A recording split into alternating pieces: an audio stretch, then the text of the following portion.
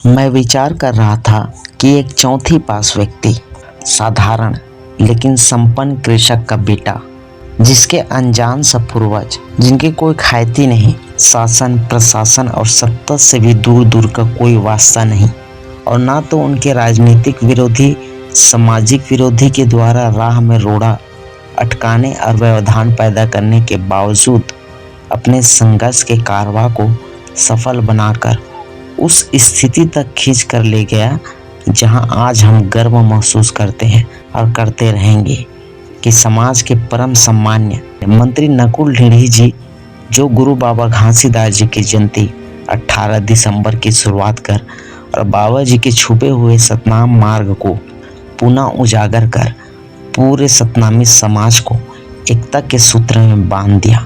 ऐसे संघर्षशील महापुरुष के कार्यों को हम आपको बताते हैं, उनके कार्य को, और कैसे गुरु घासीदास बाबा जी की जयंती मनाना स्टार्ट हुआ।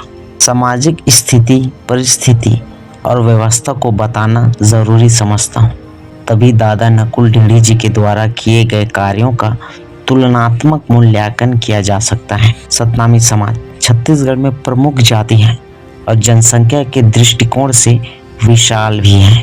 सतनामी समाज उस समय के रायपुर, बिलासपुर, रायगढ़, दुर्ग जिले में व्यापक रूप से निवास करते थे।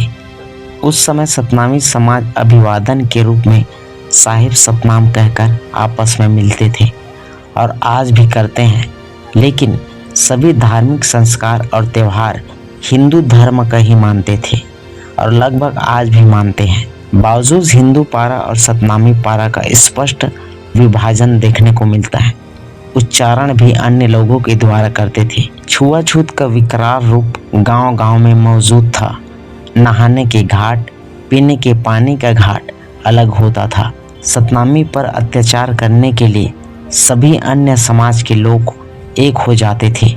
सतनामी समाज के नौकरी पेशा लोगों को रहने के लिए घर किराया पर नहीं मिलता था। सतनामी पर अत्याचार होने पर रिपोर्ट भी नहीं लिखते थे, और लिखते थे तो पूरी तरह मामला को समाप्त करने के लिए भरपूर कोशिश करते थे। सतनामी समाज ज़्यादातर गांव में रहते थे, अलग अलग विभाजित होकर अलग घर बनाकर रहते थे।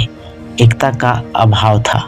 रायगढ़, सारंगढ़ क्षेत्र में तो सतनामी समाज रामनामी समाज बनकर राम जी की जय जयकारा करते थे।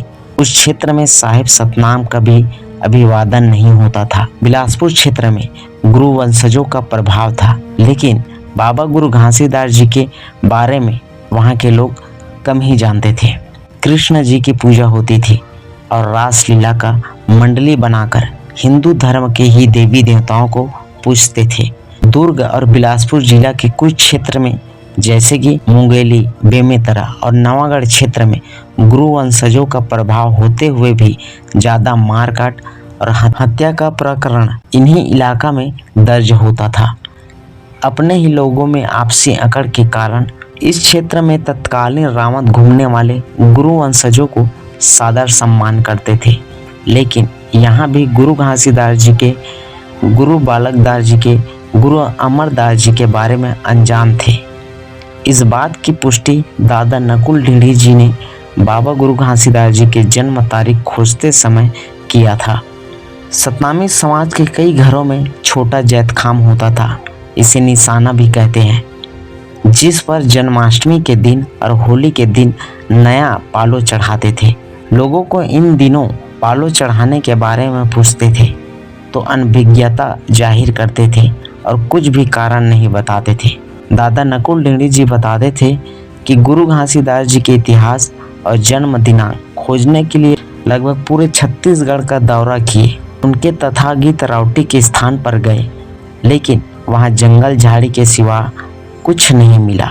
कुछ प्रचलित कथा, सामाजिक अवधारणा और कुछ ऐतिहासिक तथ्य के अनुसार गुरु घासीदास बाबा जी के जन्मदिन 18 दिसंबर सन 1756 को तय किया गया था। दादा नकुल ढींढी जी यह मानते थे कि गुरु घासीदास बाबा जी एक ऐसे संत थे जो शोषित समाज को प्रजातांत्रिक तरीके से एकता के सूत्र में बांधकर सतनाम पंथ चलाया और समाज में व्याप्त कुरीतियों को मिटाने और अंधविश्वास को नहीं मानने के लिए लोगों को जागरूक किए।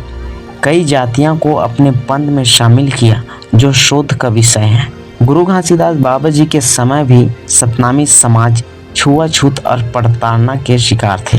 दादा नकुल ढींगड़ी जी बताते थे कि गुरु घासीदास बाबा जी के कार्यों और आंदोलन के कारण ही अंग्रेजी शासन ने उनके द्वितीय पुत्र गुरु बालक दास को राजा की पदवी देकर सम्मानित किए थे। गुरु बालक दास जी राजा की पदवी पाकर राजा की भांति व्यवहार कर अपने शानो शौकत बनाए रखा। तिलासी बाड़ा, बुरसरा बाड़ा, रायपुर बाड़ा का राजमहलों जैसे भव्यता दिखाना इसका प्रत्यक्ष उदाहरण है। गुरु घासीदास बाबा जी की प्रजातांत्रिक संघर्ष और गुरु बालक दास जी तक आते आते राजतंत्र में परिवर्तन हो चुका था। सत्य अहिंसा की लड़ाई अब तलवार की लड़ाई बन गई थी। गांव-गांव में साटीदार और भंडारी को नियुक्त करते थे जो केवल राजा गुरु के लिए ही कार्य करते थे। बहुत बाद में साटीदार और भंडारी का कार्य सामाजिक संस्कार समापन संपन्न कराने के कार्य का रूप ले लिया। दादा नकुल ढींगड़ी जी मानते थे कि जो कार्य गुरु घासीदास बाबा जी ने प्रजातांत्रिक ढंग से शुरुआत किया था वह कार्य गुरु बालक दास जी के समय राजतांत्रिक बनकर राजतांत्रिक व्यवस्था बनाने के कारण संघर्ष का रूप अवनति की ओर जाने लगा। और जो अन्य जाति के लोग बाबा गुरु घासीदास जी से प्रभावित होकर सतनाम पंथ में शामिल हुए थे उन्हीं जाति के लोग पुनः एक बार सतनामियों को छुआछूत करने लगे और प्रताड़ित भी करने लगे। इसका परिणाम यह हुआ कि गुरु बालक दास जी की हत्या तक करा दी गई। जो आंदोलन और व्यवस्था गुरु घासीदास जी ने दिया था वह धाराशाही होकर विलुप्त हो गया था और समाज पुनः उसी स्थिति में आ गया था जहां पहले की स्थिति में था। दादा नकुल ढींगड़ी जी गुरु अमरदास जी के बारे में बताते हुए व्याख्या देते थे। वनगामी जीवन बिताने के कारण जैसे उनके बारे में बात प्रचलित है। अंग्रेजी शासन ने गुरु बाबा घासीदास जी के द्वितीय पुत्र को राजा की पदवी से नवाजा, अन्यथा प्रथम पुत्र के होते हुए द्वितीय पुत्र को राजा की पदवी नहीं देते। दादा नकुल ढींगड़ी जी बताया करते थे कि वह गुरु घासीदास बाबा जी की जयंती का शुरुआत क्यों किया, अन्य गुरु वंशजों का क्यों नहीं किया, क्योंकि वंशवाद ही नायकवाद को जन्म देता है जो समाज के लिए ठीक नहीं है। जैसे ब्राह्मणवाद की व्यवस्था जो पूरी तरह भारत के सामाजिक व्यवस्था को तहस नहस कर रखा है। इसलिए काफ़ी विचार और अध्ययन के बाद गुरु घासीदास बाबा जी की जयंती की शुरुआत किया जो आज सतनामी समाज की धरोहर है। यहाँ पर यह स्पष्ट करना ज़रूरी समझता हूँ कि जब दादा नकुल ढींगड़ी जी गुरु घासीदास बाबा जी की जयंती की शुरुआत किया था तब समाज की वही स्थिति थी जब गुरु घासीदास बाबा जी ने सतनाम आंदोलन की शुरुआत की थी।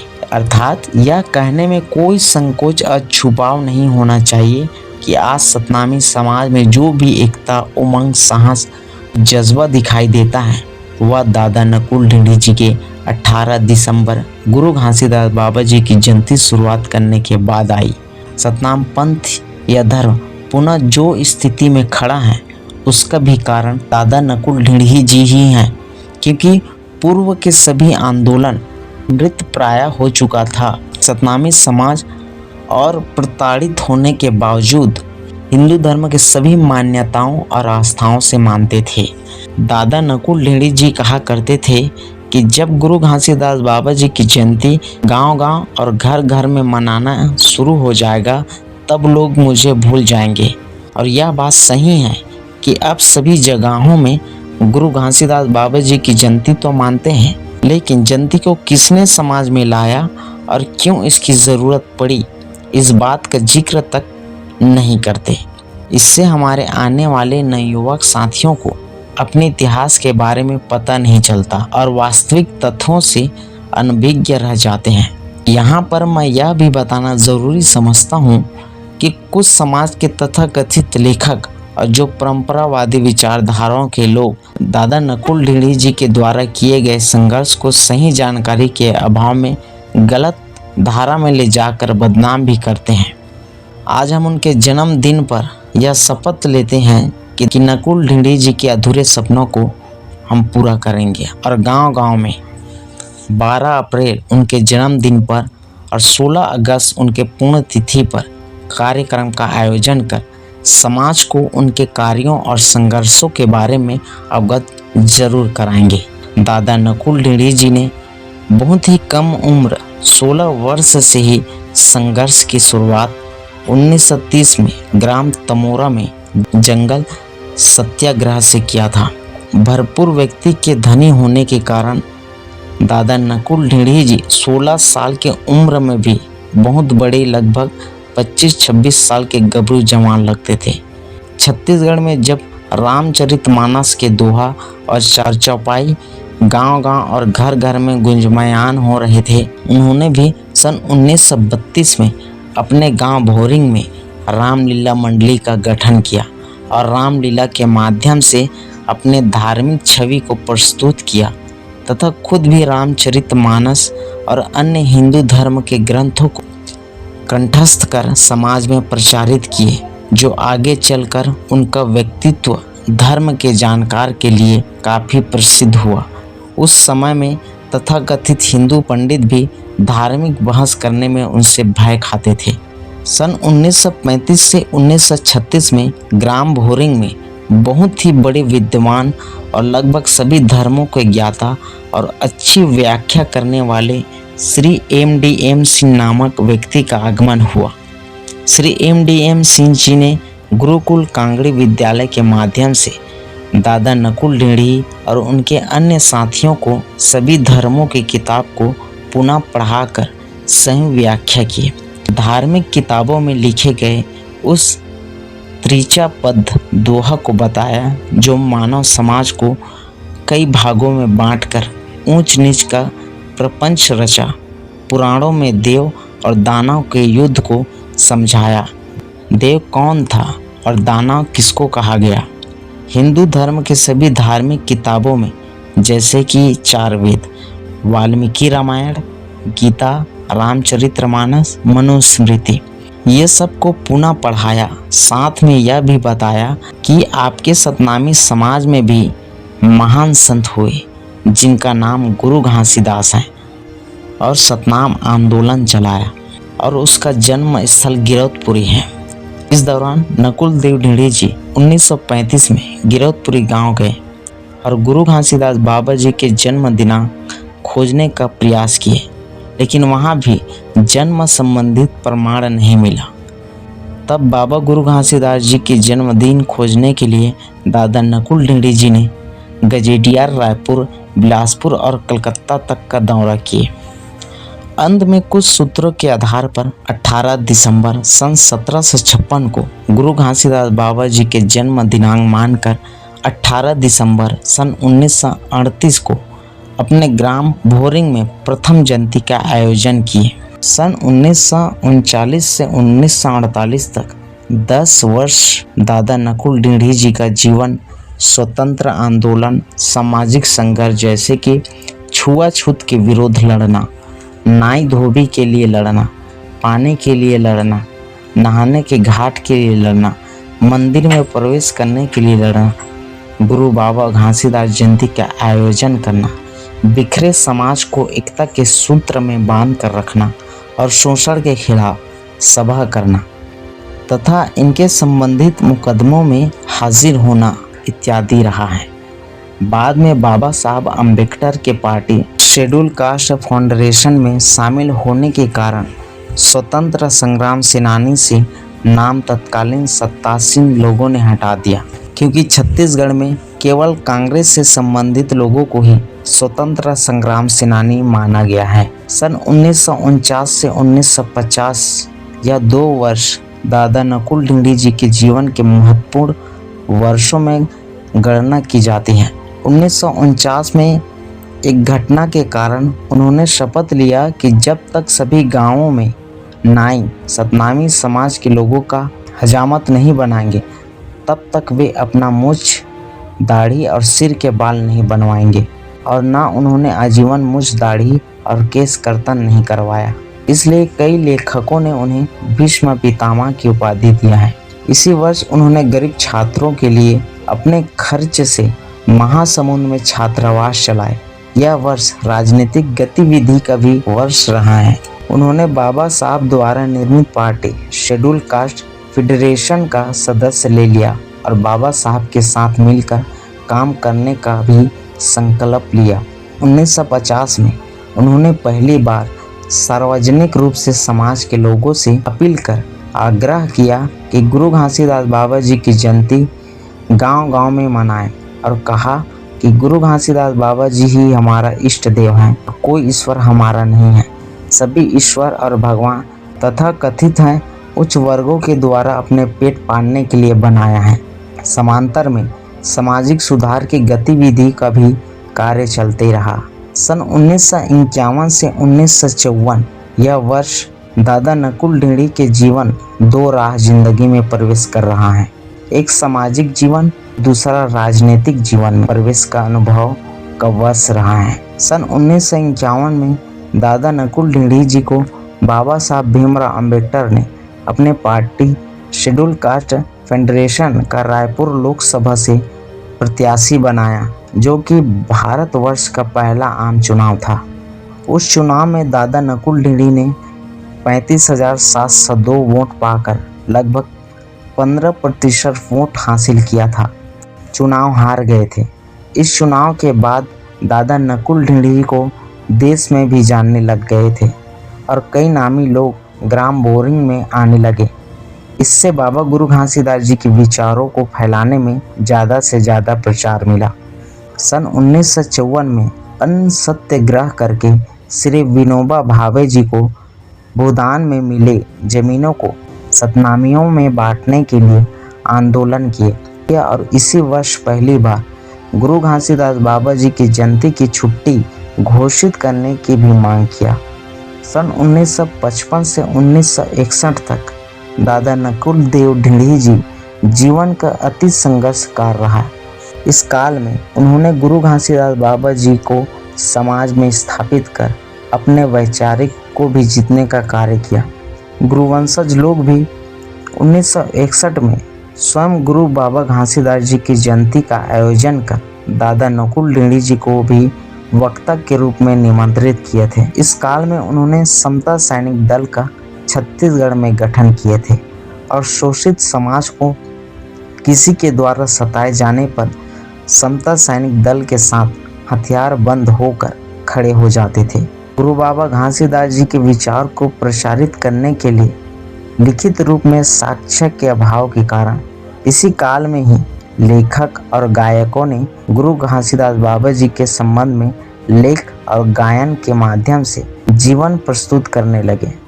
सामाजिक संरक्षण और राजनीतिक गतिविधि का कार्य भी साथ में चलते रहा। 1961 में ही गिरधपुरी धाम के मेला को पंचमी से सप्तमी तक करवाए, क्योंकि पहले गिरधपुरी मेला मांग पुण्य को लगता था और हमारे लोग गिरधपुरी जाकर सूर्य नारायण मेला जाने लगे थे तथा अनावश्यक खर्चा करते थे, मंदिर में चढ़ावा देते थे। सन 1962 से 1975 पूर्व में किए गए कार्य और इन 14 वर्षों में सामाजिक चेतना, राजनीतिक जागरूकता, पाखंड और अंधविश्वास के प्रति लोगों को जगाना, सतनामी समाज को संरक्षण देना, गांव-गांव में 18 दिसंबर गुरु घासीदास बाबा जी की जयंती का आयोजन करना, दादा नकुल ढींगड़ी के उपरोक्त कार्यों को देखकर समाज आंदोलित होने लगा और उनका कारवा बढ़ने लगा। इसलिए सन 1962 में ही अखिल भारतीय सतनामी महासभा, जो गुरुओं और महंतों, सांसदों, विधायकों और बुद्धिजीवी लोगों का संगठन था, पहली बार 18 दिसंबर गुरु घासीदास बाबा जी की जयंती को सार्वजनिक रूप से स्वीकार किया। सन 1972 को मंत्री नकुल देव ढींगड़ी जी ने एक और महत्वपूर्ण कार्य किए जो ऐतिहासिक है। उन्होंने पृथक छत्तीसगढ़ राज्य की मांग को लेकर रिपब्लिकन पार्टी ऑफ इंडिया के बैनर तले 17 अक्टूबर 1972 से 27 अक्टूबर 1972 तक केंद्रीय जेल रायपुर में सत्याग्रह किए। इस तरह छत्तीसगढ़ राज्य के लिए प्रथम जेल यात्री कहलाए। जेल ले जाते समय हथकड़ी लगाकर जेल ले जाया गया जैसे कोई अपराधी हो। इस बात को उन्होंने कई सभा में बताया कि उन्हें कांग्रेस के राज में 19 सत्याग्रही साथियों के साथ हथकड़ी लगाकर ले जाया गया था।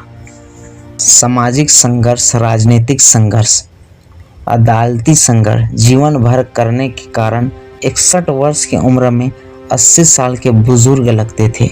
ऐसे ही समाज सेवक बहुत ही बिरले समाज को मिलते हैं। शासन और सत्ता में नहीं होने के कारण उन्हें आज तक उचित सम्मान नहीं मिला। वह तो कुछ निष्ठावान सामाजिक व्यक्तियों और कुछ सामाजिक संस्थाओं का और कुछ लेखकों का बड़प्पन है, जैसे कि बहुत नाम है। नाम लेते लेते वीडियो लंबा बन जाएगा। डिस्क्रिप्शन में उन लोगों का नाम आप लोगों को मैं बता दूंगा, लिख दूंगा, आप देख सकते हैं। उन सब लोगों के साथ साथ और भी कई लोगों ने दादा नकुल ढींगड़ी जी के विचारों को जनमानस में पहुंचाकर उनके विचारों को जीवित रखा है। और आज यही स्थिति है कि दादा नकुल ढींगड़ी सतनामी समाज के दिलों में है और नाम का मोहताज नहीं है। ऐसे महान विभूति दिनांक 16 अगस्त 1975 को हम सबको छोड़कर सतलोक यात्रा में चले गए, प्रकृति में विलीन हो गए। दादाजी हमेशा प्रशासन और सत्ता से अपने लोगों के लिए लड़ते रहे, इसलिए मध्य प्रदेश से लेकर छत्तीसगढ़ के सत्ता में शामिल लोग जानबूझकर भी उनके कार्यक्रम में शामिल नहीं होते थे, बल्कि कार्यक्रम को टालने का प्रयास करते थे। 16 अगस्त को उनका पुण्यतिथि रहता है और 12 अप्रैल को उनका जन्म दिवस। यह जानकारी हमें दादा नकुल ढींगड़ी जी के पौत्र वीरेंद्र ढींगड़ी जी द्वारा मिला है। तो आपको यह जानकारी कैसा लगा, आप हमें कमेंट बॉक्स में ज़रूर बताएं। 12 अप्रैल को उनके जयंती पूरे सतनामी समाज मनाएं, ऐसे हम कामना करते हैं सतनामी समाज से। तो अगले वीडियो में मिलते हैं अच्छी जानकारी के साथ। जय हिंद, वंदे मातरम, जय सतनाम।